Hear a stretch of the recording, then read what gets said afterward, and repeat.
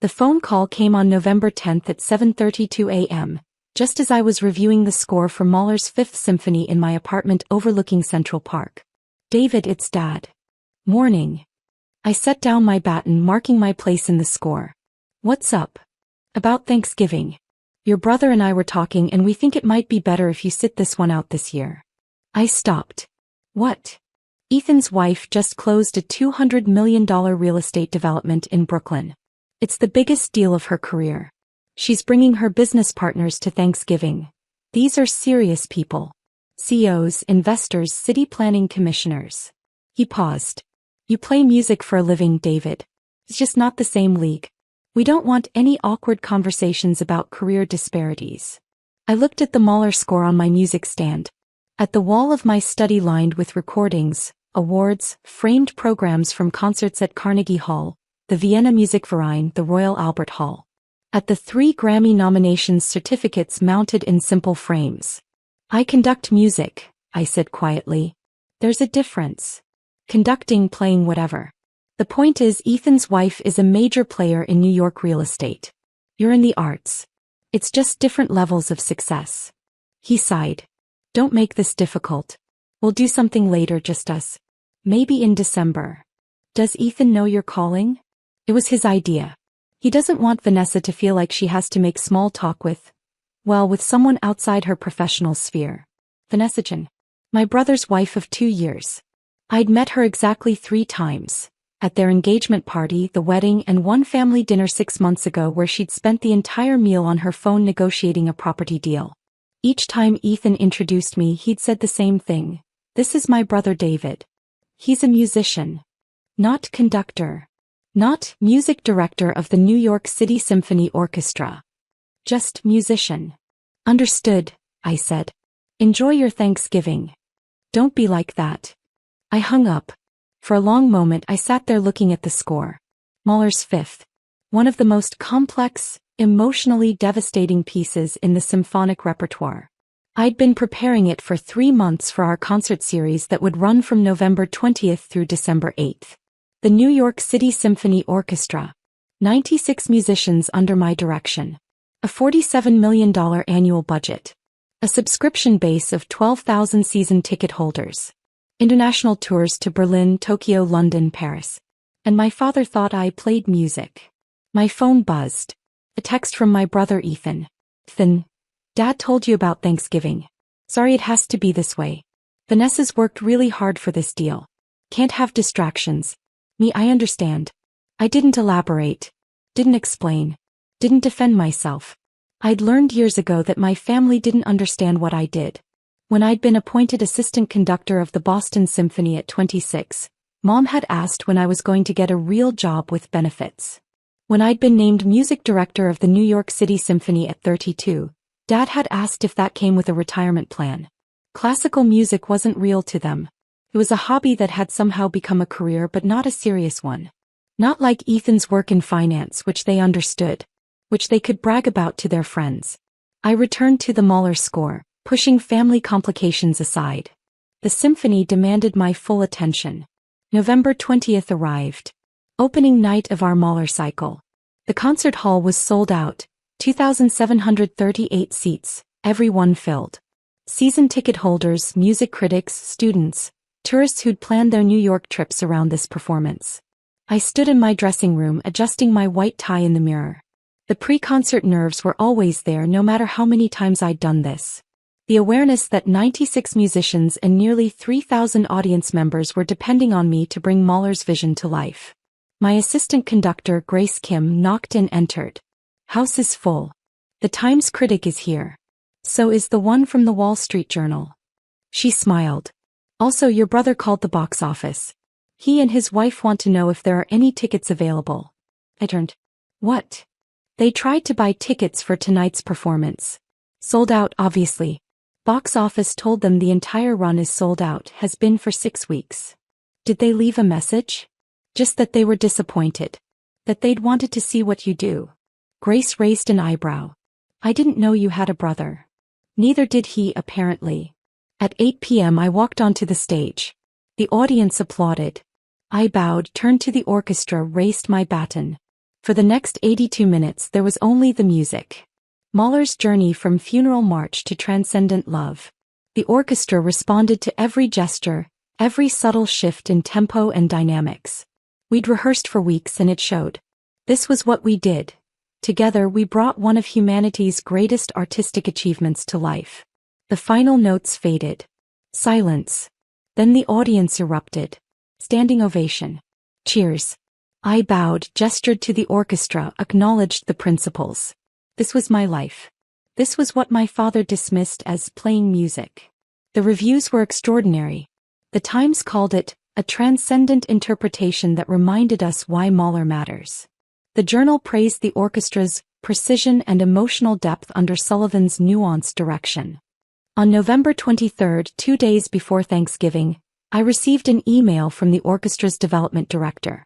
From Patricia Morgan. Subject: Interesting development. David, heads up. We received a call this afternoon from Vanessa Chin at Chin Development Group. She's requesting a private tour of the concert hall and a meeting with you. She mentioned she's a potential major donor. Her assistant said she has front row season tickets and has attended several of our concerts. Should I schedule something? Vanessa Chin, my brother's wife, who apparently had season tickets. Me. Schedule it for Monday, November 27, 2 p.m. I'm curious. Patricia responded immediately. Will do. She sounded very eager to meet you. That evening Ethan called. David, hey. Listen, about Thanksgiving. It's fine. It's not fine. Vanessa's pissed at me. She found out I told you not to come and she's barely speaking to me. Why does she care? I don't know. She won't explain. She just keeps saying I'm an idiot and I don't pay attention. He sounded genuinely confused. Did you two meet somewhere? Does she know you somehow? I've met her 3 times. At your engagement party, your wedding, and that dinner in May. Right. So what's her problem? Maybe you should ask her. I tried. She locked herself in her office and won't come out. He paused. Can you call her? Smooth this over. No. David, come on. She's my wife. I don't want her mad at me over Thanksgiving. Then you should have thought about that before you uninvited me. I kept my voice neutral. I have a rehearsal. I need to go. David. I hung up. Monday, November 27th arrived cold and gray. I spent the morning in rehearsals, working with the orchestra on Brahms' 4th Symphony for our December program. At 1:45 p.m., I returned to my office to prepare for Vanessa's visit. Patricia met me outside my door. She's early. Been here since 1:30. She's in the conference room with her business partner. Business partner? Lauren Rodriguez. She's COO of Chin Development Group. Patricia lowered her voice. David, I looked them up. They just closed a $200 million mixed-use development in Brooklyn. They're major players in New York real estate. If Vanessa becomes a donor, we're talking potentially 7 figures. I nodded and walked to the conference room. Vanessa stood looking at the framed photographs on the walls. The orchestra on tour in Vienna. A shot of me conducting at the proms in London, the orchestra recording our Grammy-nominated Beethoven cycle. She turned as I entered. She was polished as always. Expensive suit, perfect hair, the look of someone used to high-stakes negotiations. Maestro Sullivan, she said. Thank you for making time. Maestro. Not David, or my husband's brother. The formal title. Of course. And you must be Ms. Rodriguez. Lauren Rodriguez stood and shook my hand. She was younger than Vanessa, early 30s, with sharp eyes and a firm handshake. Mr. Sullivan, it's an honor. We're both huge fans of the orchestra. Please sit. I took the seat across from them. Patricia mentioned you're interested in discussing a donation? Vanessa and Lauren exchanged a look. We are, Vanessa said. But first I need to address something personal. You're Ethan's brother. I am. The brother he uninvited from Thanksgiving because you play music, and I'm a real estate developer. I said nothing. The brother he's described to me over the course of our 3-year relationship as kind of a drifter, who never really settled into a career, and does orchestra stuff as a hobby. Lauren's eyes widened. She looked at me, at the photographs on the walls, back at Vanessa. I have season tickets, Vanessa continued. Front row center. I've attended the New York City Symphony for 5 years. I never miss a performance. She pulled out a program from her bag, our Mahler concert. When I saw the conductor's name 3 years ago, David Sullivan, I asked Ethan if it was the same David Sullivan who was his brother.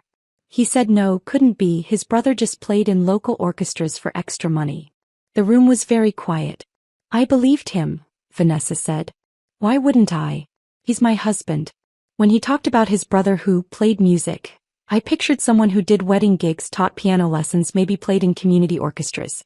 Not the music director of one of the finest orchestras in America. Lauren was staring at her. Vanessa, you've dragged me to these concerts for 2 years. You've made me sit through Mahler and Bruckner and Shostakovich. You've explained leitmotifs and sonata form and the difference between Baroque and Romantic conducting styles. I know. And the entire time the conductor was your husband's brother? Apparently. Lauren turned to me. Your brother is an idiot. Despite everything, I smiled. So I'm learning. Vanessa wasn't smiling. Last week at Thanksgiving dinner that you weren't invited to, my business partner Claire was there. She mentioned seeing a fantastic symphony concert the weekend before. I said I'd been to the same one, the Mahler Fifth.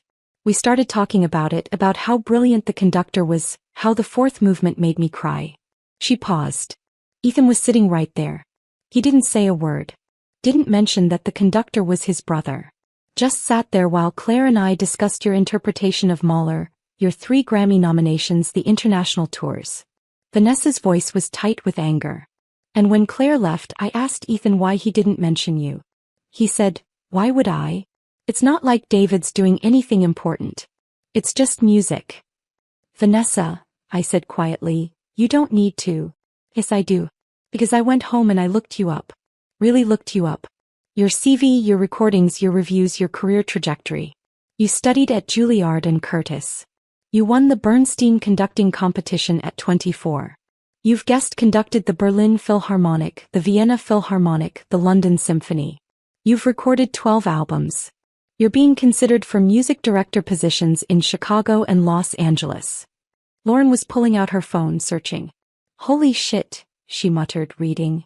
3 Grammy nominations. You conducted at the Nobel Prize ceremony. You've worked with Yo-Yo Ma and Renee Fleming. Vanessa, this is insane. I know. Vanessa looked at me. Your brother has spent 3 years telling me his younger brother is a struggling musician who can't hold down a real job. Meanwhile, you're one of the most respected conductors in the world. I wouldn't say the world. The Financial Times called you the most exciting conductor of his generation. The Guardian said your Beethoven cycle was definitive. You were on the cover of Gramophone magazine. She leaned forward. How does your own brother not know this? Because he's never asked. Because my family thinks classical music is a nice hobby, not a real career. Because they can't brag about what I do at cocktail parties. Kept my voice level. I stopped trying to explain myself to them years ago. So you just let them think you're a failure? I let them think whatever makes them comfortable. I have a career I'm proud of. I have musicians who trust me. I have audiences who connect with the music we make together. I don't need my family's validation. But you deserve it, Lauren said. You deserve to have your brother say, my younger brother is music director of the New York City Symphony, instead of, my brother plays music. Deserve and receive are different things. Vanessa was quiet for a long moment.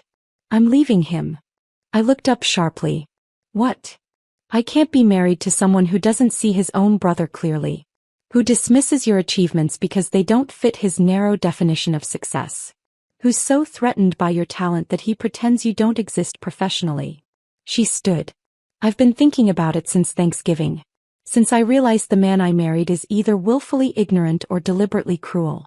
Either way, it's not something I can live with. Vanessa, you don't have to make that decision because of me. It's not just you. It's what you represent. If Ethan can be this dismissive of his own brother's extraordinary career, what else is he dismissive of? My work. My accomplishments? Other people's value. He picked up her bag. I closed $200 million deals. I'm good at reading people, at understanding motivations. And I completely missed that my husband is fundamentally unable to see value in anything that isn't conventionally prestigious. Lauren stood too. We should go. But David, Maestro Sullivan, we'd still like to discuss a donation. Separate from all this family drama. The orchestra deserves support. I appreciate that. At the door, Vanessa turned back. For what it's worth, your Mahler was extraordinary. The way you brought out the tension between the funeral march and the adagietto, the architecture of the whole symphony, it was masterful. I've seen you conduct 20 times and you get better every performance. Thank you. That means a lot. It should mean a lot from your family too. But since it doesn't know that your actual audience sees you, we appreciate what you do. They left. I sat alone in the conference room, processing what had just happened. My brother's wife, who I'd met 3 times and barely knew, saw my work more clearly than my own family did. And she was leaving him over it. That evening Ethan called 17 times. I didn't answer. Finally a text came through. Ethan, Vanessa moved out. She says we're getting divorced. She won't tell me why. Did you say something to her? What happened at that meeting? I stared at the text for a long time. Then I called him. David, thank God. What did you say to Vanessa? Nothing about your marriage. We discussed a potential donation to the orchestra. A donation? Why would she donate to your orchestra? Because she has season tickets. Front row center. She's been attending our concerts for 5 years. Silence. Ethan. That's not possible. She goes to the symphony, yeah, but she never mentioned you. Why would she? You told her I wasn't the conductor. You told her David Sullivan, the conductor, was a different person. He stopped. I didn't think it was you. Sullivan isn't that uncommon a name. Did you ever check? Did you ever Google me? Look at the orchestra's website? Ask me directly. Why would I? You said you worked with orchestras. I assumed you meant as a musician. Violin or something. I conduct orchestras, Ethan. I've been a conductor for 12 years. Music director of the New York City Symphony for 6 years. Before that, I was assistant conductor in Boston. Music director. That's like, what, a manager? I laughed, but there was no humor in it. It means I'm the artistic leader of a major symphony orchestra.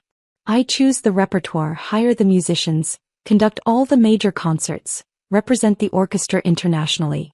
It's one of the most prestigious conducting positions in America. But you're only 38. How can you be in charge of a whole orchestra? Because I'm good at what I do. Because I studied for 20 years. Because I've dedicated my entire adult life to this work. More silence. Vanessa's business partner said something at the meeting. Ethan said slowly. She said I was an idiot for not knowing. Is that why Vanessa left? Because I didn't know about your job. She left because of what your ignorance represents. Your inability to see value in anything that doesn't fit your definition of success. That's not fair. I value music. I listen to music all the time. You consume music. You don't value the people who create it. You don't see their work as real or important. I paused. You told Dad to uninvite me from Thanksgiving because Vanessa's real estate deal was more important than what I do. You didn't even consider that what I do might matter. Real estate is tangible. Buildings, money, jobs created. Music is just, it's entertainment. Music is culture. It's history. It's human emotion distilled into sound. It's Beethoven writing his 9th symphony while completely deaf because he had something to say about human brotherhood. It's Shostakovich encoding resistance to Stalin in his symphonies. It's Mahler transforming personal tragedy into transcendent art. My voice rose slightly. What I do matters, Ethan. It matters to the 3,000 people who come to our concerts. It matters to the students who find meaning in music. It matters to the composers whose work we preserve and interpret. Just because you don't understand it doesn't make it less valuable. I never said it wasn't valuable. You've said it constantly. Every time you introduced me as a musician, instead of by my actual title. Every time you changed the subject when I talked about work. Every time you dismissed my career as less important than yours. Every single time. I heard him breathing on the other end of the line. What do I do? He asked finally. How do I fix this? I don't know if you can. Not with Vanessa. Not with me. This isn't about one conversation or one apology. It's about fundamental respect. Either you respect what I do or you don't. I want to understand. Then come to a concert. Sit in the audience. Really listen. Try to understand what we're creating. The performances are sold out. I tried to get tickets. I'll leave you 2 tickets, it will call. Thursday night, December 7th. Brahms' Fourth Symphony. I paused. Come alone or bring someone, I don't care. But if you come to listen. Not to check a box, not to say you tried, but to actually engage with the music. Okay, he said quietly. Hey. I'll be there. December 7th arrived. The concert hall was full again. Our subscription base plus additional single tickets we'd released. I'd left 2 tickets it will call under Ethan's name. Whether he'd actually come I didn't know. I stood in the wings waiting for my entrance. Grace found me. Your brother's here. Row F, center. He brought your father. My stomach tightened. Dad's here. Apparently Ethan called him. Said he needed to see what you do. I looked out through the gap in the curtain. There they were, Ethan in a suit looking uncomfortable and Dad next to him, reading the program with a confused expression. You okay? Grace asked. Yeah. It doesn't change anything. The music is the music regardless of who's watching. That's the spirit. At 8 p.m. I walked onto the stage. I didn't look at the audience during my bow. I turned to the orchestra, raised my baton, and we began. Brahms' Fourth. One of the greatest symphonies ever written. Tragic, noble, intellectually rigorous. The finale is a passacaglia, a variation form over a repeating bass line, that builds with inexorable logic to a devastating conclusion. We'd rehearsed it for weeks. The orchestra was magnificent. Every phrase shaped, every dynamic calibrated, every structural connection clear. This was why I did this work. These moments when 96 musicians and 1 conductor merged into a single instrument. When Brahms' vision from 1885 became alive in 2024. The final chords. Silence. Then applause, louder and longer than usual. Standing ovation. I bowed, acknowledged the orchestra, bowed again. And for the first time in my career I looked directly at my family in the audience. Ethan was standing, applauding. His face was wet. He was crying. Dad sat still, looking stunned. After the concert, after the post-performance reception with donors and board members, I found Ethan and Dad waiting outside my dressing room. Dad spoke first. David, I had no idea. I've never heard anything like that. That's Brahms. One of the great symphonies. No, I mean yes, but also, watching you up there. The way the orchestra responded to you. The way you shaped the music. That's not playing. That's something else entirely. It's conducting, I said simply. Ethan stepped forward. Can I talk to you? Privately. Dad nodded and moved down the hallway. Ethan and I stood in the quiet backstage area, surrounded by instrument cases and music stands. I didn't understand, Ethan said. I thought I did, but I didn't. Sitting in that audience, watching you work, hearing what you create.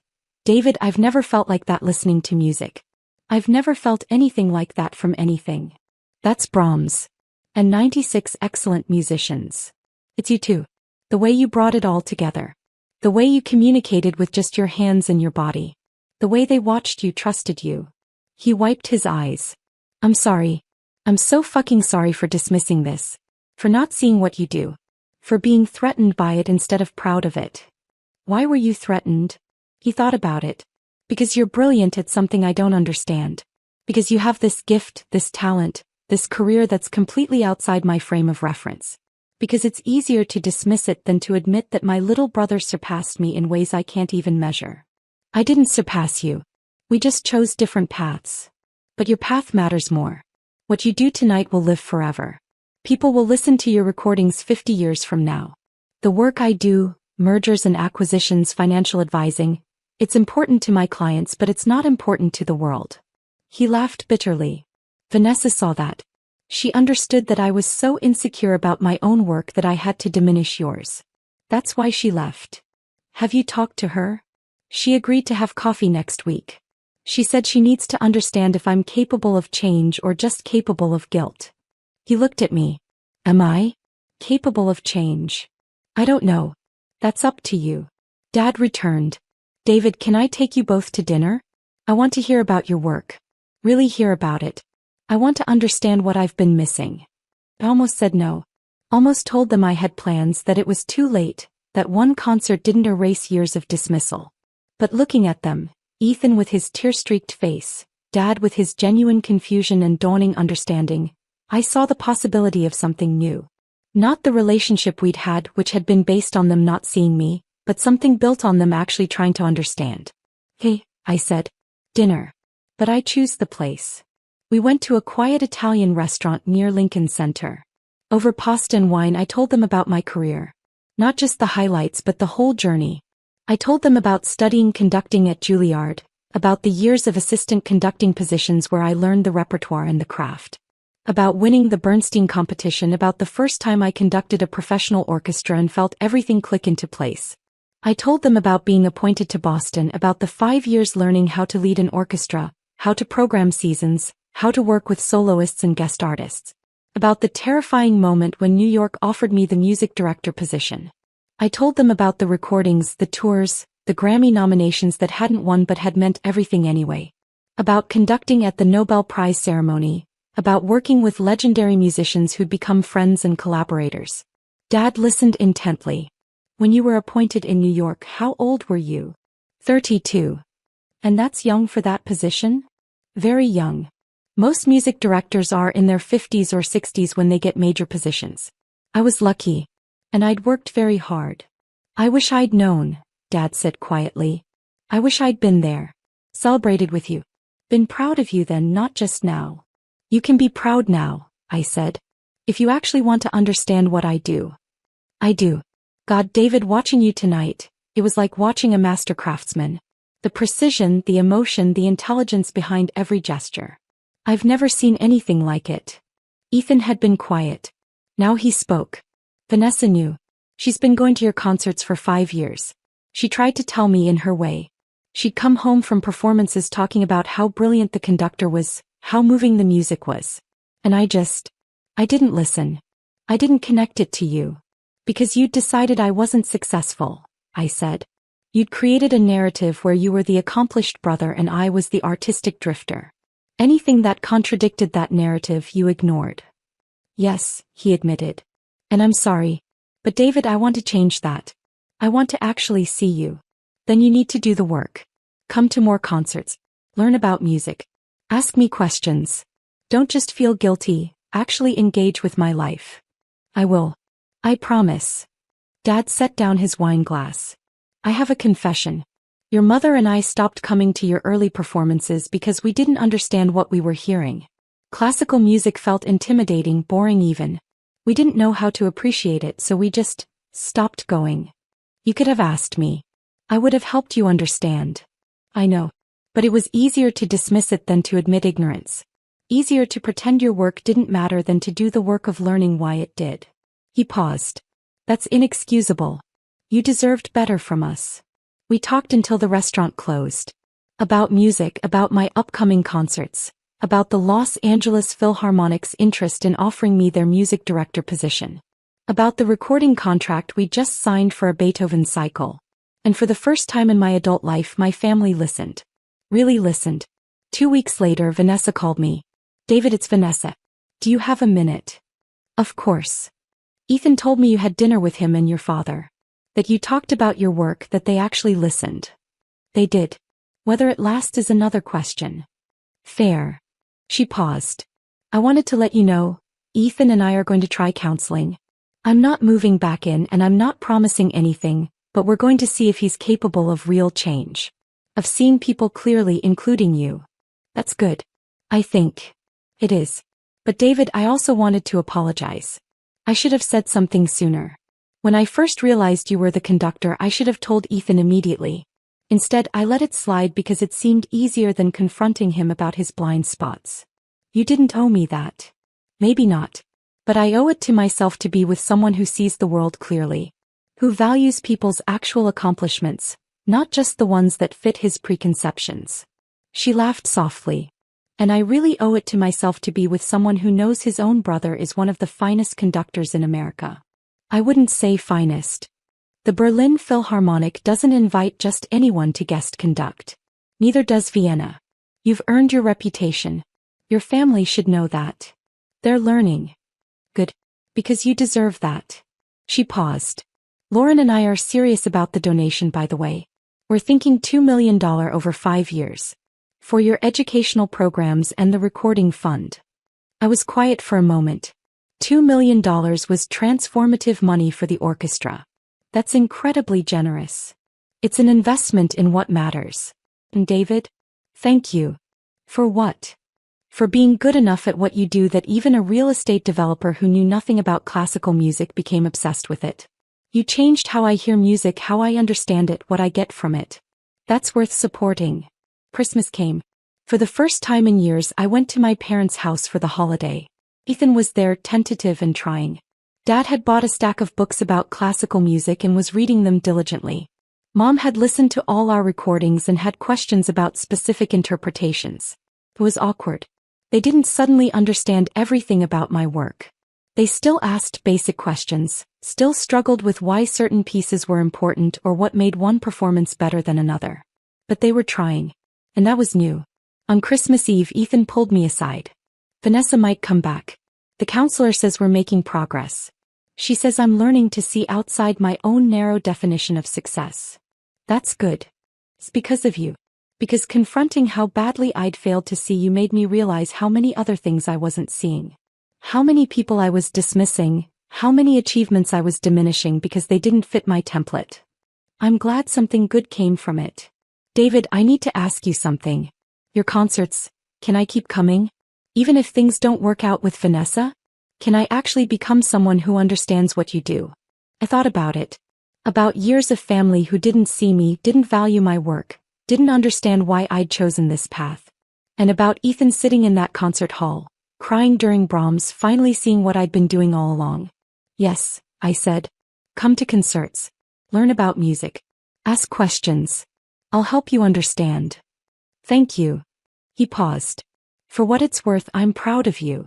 I should have said it years ago. But I'm saying it now. I'm so proud of what you've built, what you've achieved. You're remarkable. It was what I'd wanted to hear for years. But hearing it now, after everything, it felt different. Not hollow exactly, but incomplete. Like receiving praise for a performance after the audience had already left. Thanks, I said. That means something. But not enough, he observed. Not yet. But maybe eventually. March brought the announcement I'd been waiting for. The Los Angeles Philharmonic offered me their music director position. 5 years with an option for extension. One of the greatest orchestras in the world. It meant leaving New York. Leaving the orchestra I'd built, the musicians I'd worked with for 6 years, the city I'd called home. But it also meant growth, new challenges, the next step in my career. I called a family dinner to share the news. Los Angeles? Mom said. But you just got established in New York. I've been in New York for 6 years. This is the natural next step. Dad looked at his phone. I'm looking at the LA Philharmonic website. This is a major position.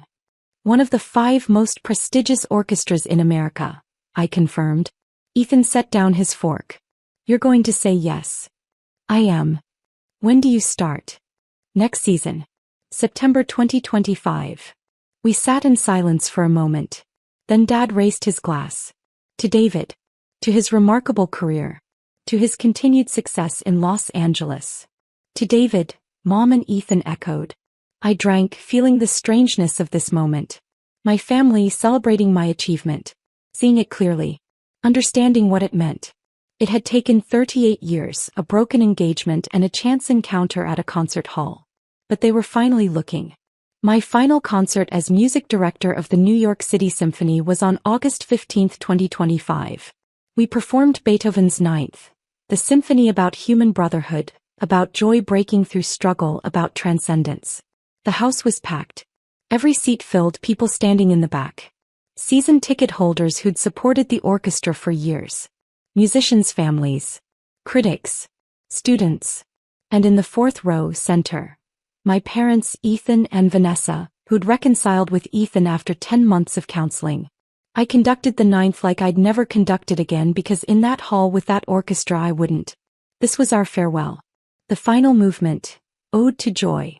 The choir standing, the soloists, the full orchestra building to that transcendent finale. All of humanity united in song. When it ended, the audience stood immediately. Flowers appeared from somewhere. The orchestra stood applauding me. I bowed to them. These musicians who'd trusted me, who'd given everything to the music. I looked at my family. All four of them crying. Ethan mouthed, "I'm proud of you." This time it didn't feel hollow. It felt earned. Not because I'd finally achieved enough for them to notice, but because they'd done the work to understand what achievement meant in my world. Los Angeles welcomed me with sunshine and the challenge of one of the world's great orchestras. The work was exhilarating, exhausting, exactly what I needed. Ethan and Vanessa flew out for my inaugural concert. So did my parents. They sat in the audience at Walt Disney Concert Hall, listening to me conduct Mahler's second, the Resurrection Symphony. After the concert at the reception, a board member approached my father. "Mr. Sullivan, you must be so proud. Your son is extraordinary." "I am proud," Dad said. "And I'm grateful I finally understand why I should be." Later, standing on the terrace overlooking downtown, Ethan found me. "You know what Vanessa said during the concert?" "What?" "She said this is what you were doing all those years we didn't pay attention. This level of artistry, this importance. And we missed it." "You see it now," I said. "Yeah. Finally." He looked at the city lights. "I wish I'd seen it sooner. Wish I'd been there for all of it. You can't change the past. But you're here now. That's what matters." "Is it enough? Me being here now?" I thought about it. About years of invisibility, of family dinners where my work was dismissed, of achievements that went unrecognized. About being uninvited from Thanksgiving because I played music. And about Ethan sitting through counseling, reading about classical music, coming to concerts, doing the work to understand. "It's a start," I said. And starts matter.